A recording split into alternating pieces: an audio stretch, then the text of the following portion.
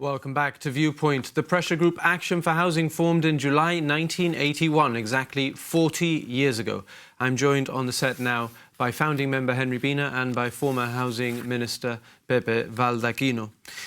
In recent years, Henry, we've documented some of the work that your pressure group is doing, continuing to do, and it's featured a majority or certainly a majority of the cases have been people of Moroccan origin, people who came to Gibraltar in the late 60s, early 70s, 80s to work here, and they continue to have sort of issues relative to a lot of other members of society with that housing situation. But the situation was even more acute if we cast our minds back to the 80s, and let's move on now to the 90s if we can. What do you remember of Casemates, for example, back in the early 90s? That was terrible, really. The thing is, I don't think that proper preparations were made before we brought all these people over from Morocco. Remember that things happened very quickly. The frontier was closed. The Spanish labor force was taken away. So it was either bringing workers from Portugal or Morocco. And we did not know for how long they would be here. So we had to allocate them somewhere, and the only place available at the time was Casemates. We also had what was called at the time the labor from abroad, which was an incentive given to landlords to house 7, 8, 10 workers in a flat. So it was all beds. The environmental health department would go there first, check out how the place was like, and then the landlords would bring in a number of Moroccans who took up those flats, and some of them still live there. That's why when we go around and we visit all these old places in the town area, they are the places where they lived when they originally came to Jib in 1968, 69, when the frontier was closed. And they still live there, because the problem is that whereas immigrants who go to other countries like France or Germany or whatever, after 5 years or 6 years, they're given their nationality. Here we've taken 35 years, 40 years.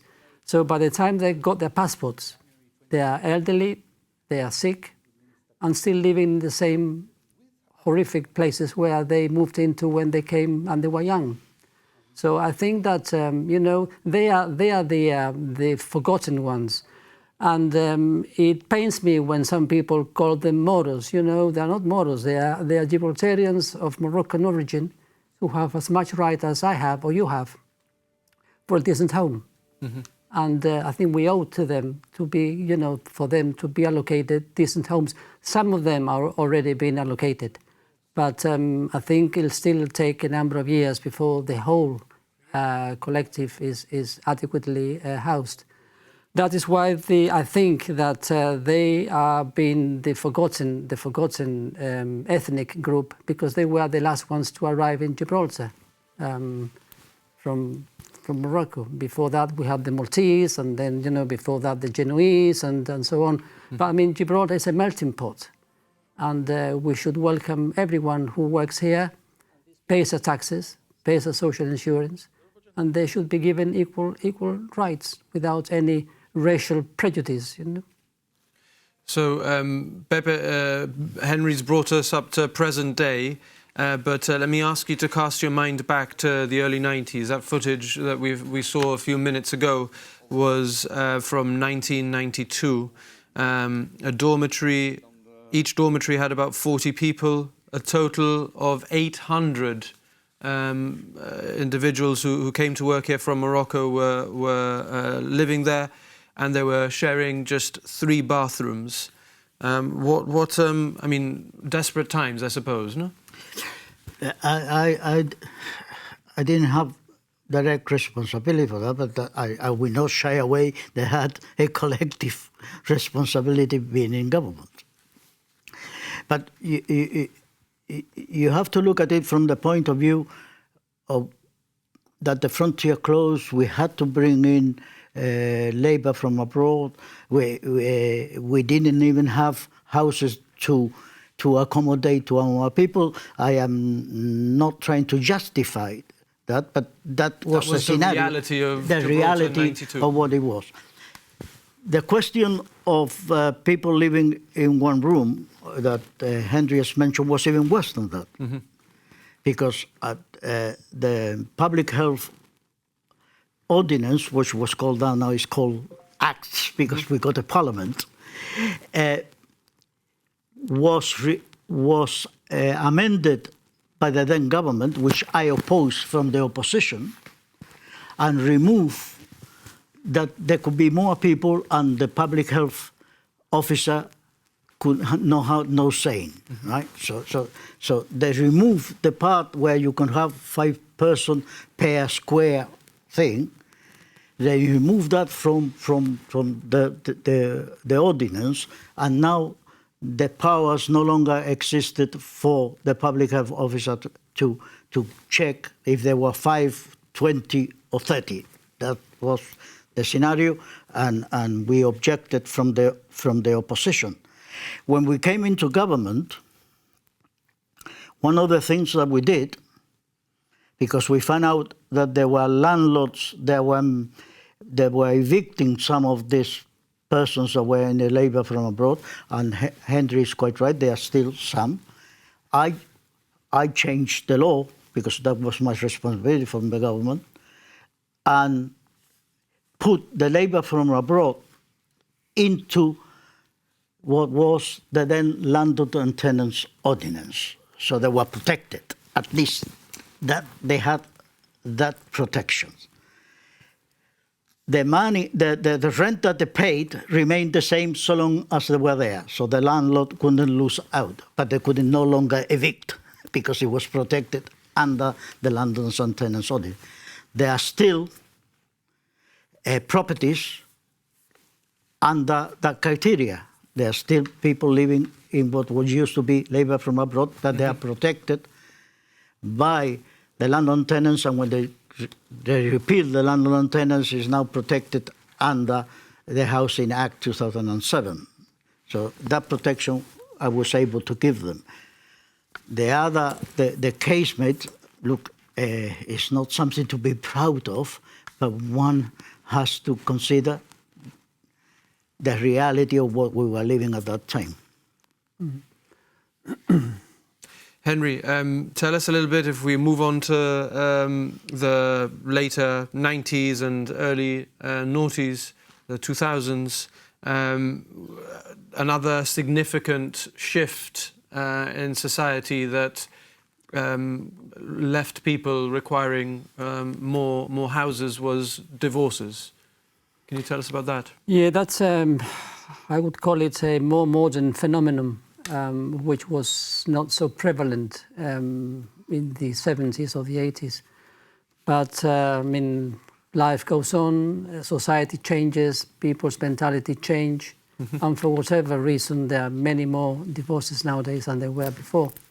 So it does happen that when there is a divorce, the judge would invariably leave the woman, the wife, and the children at home in the flat, and the one who goes out is the man. And so we do have a number of homeless men because of divorces, and that again poses a question, because it takes time for the government to allocate a flat or a home to a single homeless man, and we have quite a number of those.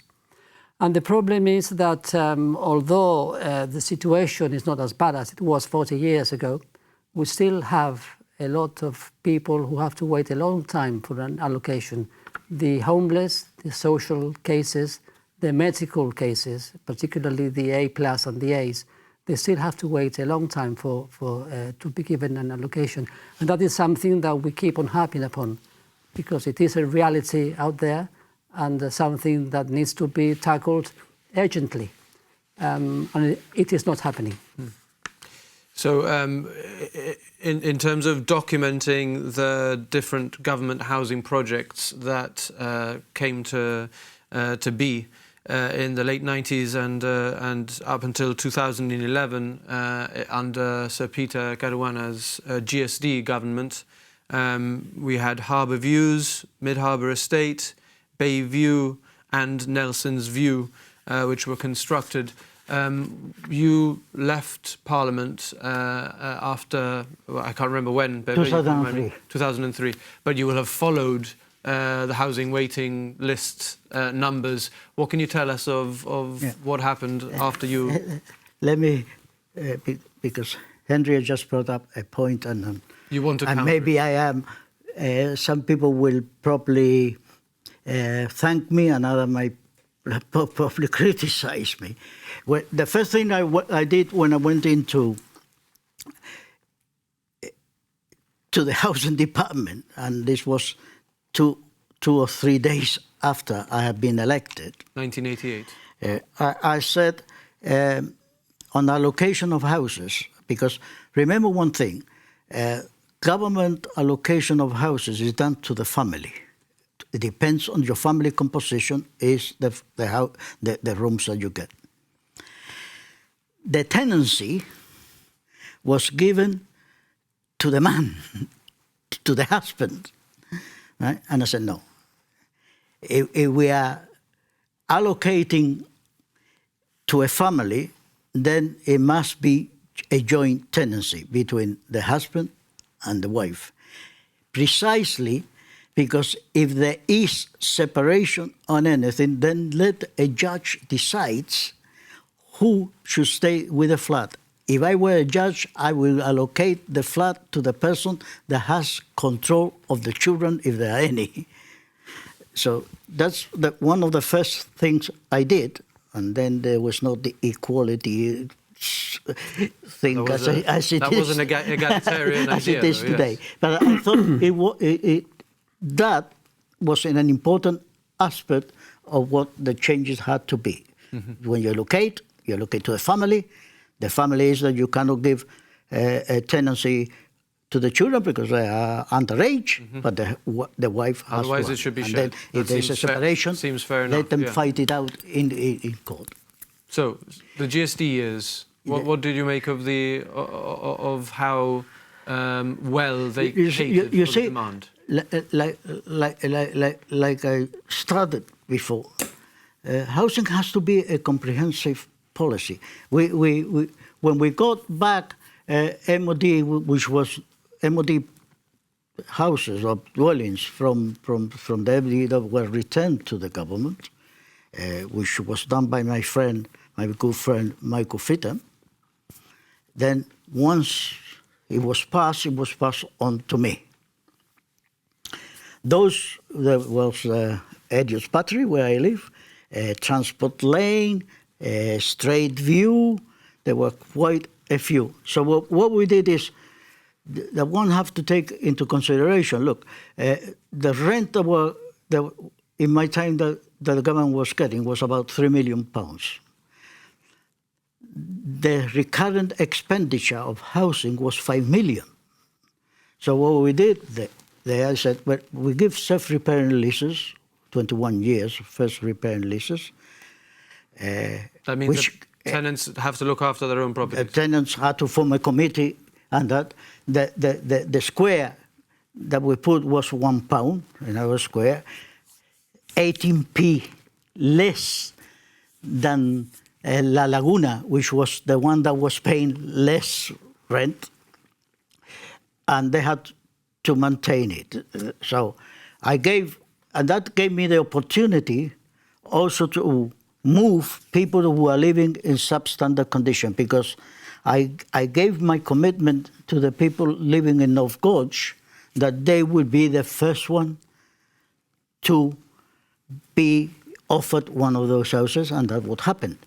Obviously, we also had built the prefabs as a stopgap.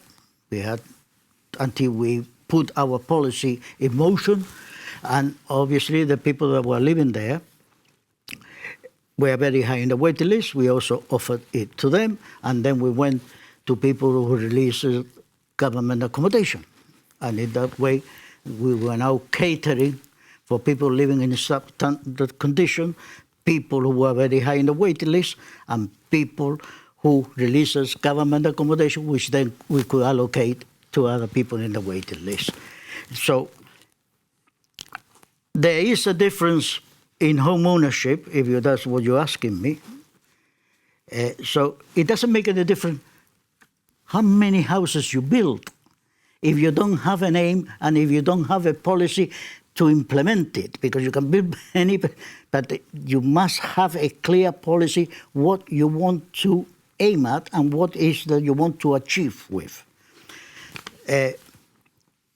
I didn't want to come here to comment on what happened in other areas, but look, there is a difference, a big difference between the 50-50 scheme that the GSRP introduced and the other schemes that was introduced later on, because those were not actually 50-50s. Those were, if you could afford 100%, you could buy. And what I believe is, and what they have told me is, that some people could buy 3 or 4. You could rent it. The 50-50 of the policy of the GSRP was that you cannot rent. Yeah.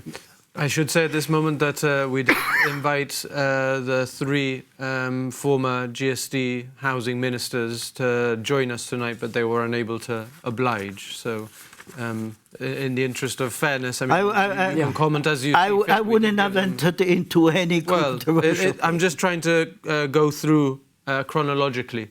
Anything that you'd like to say, Henry, about the sort of early 2000s, or shall we move on to the past 10 years? Well, I think that, when one talks about the past, one must also talk about the present and make comparisons, And obviously, the core problems that we had 40 years ago are not the same ones that we have now. But some of them still persist, unfortunately. We still need housing for rental, which we don't have, apart from the ones that government provides for the elderly. We still have a number of tenants living in appalling conditions, waiting to be rehoused. We still have, for example, people who have to wait for years on end to be allocated the flats, as I said before. And we seem to be lagging behind all the time. I mean, in January this year, we had 850 applicants on the lists. In June now we have 885. So things are not improving. During the past 6 months, numbers have not gone down. If anything, they've gone up slightly, but up. Okay. So we need a rolling program of housing for rental in order to once and for all resolve the endemic housing shortage that we have in Gibraltar. And we don't seem to be getting there. Insofar as painting as full a picture as possible of the housing landscape, in recent years, in the past 10 years certainly, Alameda, Moorish Castle, Glacis and Laguna have all been refurbished. That's government rental stock, which has been improved for those tenants. We've seen housing for senior citizens as well being built, which Pepe has argued moves people off. You sort of think that the movement isn't enough, but it plays a role, right? It does assist. We've also seen new builds, Beachview Terraces and Monscalpe Mews. So there has been a continual effort by successive governments to tackle the housing problem. And but also, you're saying that some people continue to be left behind. Yeah. Another improvement was the installation of lifts in the estates. Remember that before, the medical cases could only be allocated ground floor flats. Right. Whereas now, because of the lifts, you can allocate a medical case anywhere. I remember that Alameda Estate, only two blocks had lifts, the others didn't. Now all the blocks in Alameda House have lifts. The same applies to Laguna, Glacis and elsewhere. Yes. So, I mean, that has been a huge improvement, which affects mainly are the elderly and the medical cases. So that again has been a huge improvement. Pepe, you've got out some numbers. No, I got a number. Let's be clear that I'm not privileged to any information within this under the data protection. But I knew you were going to ask the question, and it's online. Right? The information that I got here is on housing. Is online. It is clear, like Henry has said, there are 846 in December 2000, this the list is. 2020. Yeah, 846 in the main waiting list, and there is 183 in the pre-list. But the bulk, there is been some movement, in my opinion, right? Because if you look at the list, the majority is people who are in the 1 LKB. There's 76 in the 1 LKB. 1 AKB is an individual who'd live by themselves. Yeah. They need the smallest. Now, there can only be one explanation to that. Okay? First, like Henry has said, our British Moroccan origin that have their nationality now, they are in that list, the majority of them. Others are in the other list. Divorced person are also in that list. And new applicants, 18 years old, that are applying for housing. That's why that list is bigger than the rest. But you can see there has been movement because there are, for the 2 LKB, there are only 75. There are 133 for 3 LKB, 75 for 4 LKB, 5 for 5 LKB, and 1 for 6 LKB. Now, there are been movement. Is it sufficient movement? Well, that is different point of view. One can... Action for Housing says not enough. That's not enough, fair enough. But, and I'm not going to argue with that. What I'm saying is, movement there have been, because otherwise we wouldn't have. Remember that in 2011, I kept track on housing. It's close something to personal to my heart. Okay. If we left 456 in 1996, and you in 2011, when this government took over, and this is enhanced, it's not that, as I keep on looking at these things, there were 1,700. And this is what I said before. It's not a question of building only. It's not a question of how many you build, because one cannot deny that there have been projects that have been built. The question is, what application, with what criteria, with what in mind did you allocate those houses? How affecting has that building program been? What effect did it have in the waiting list? So it's true now.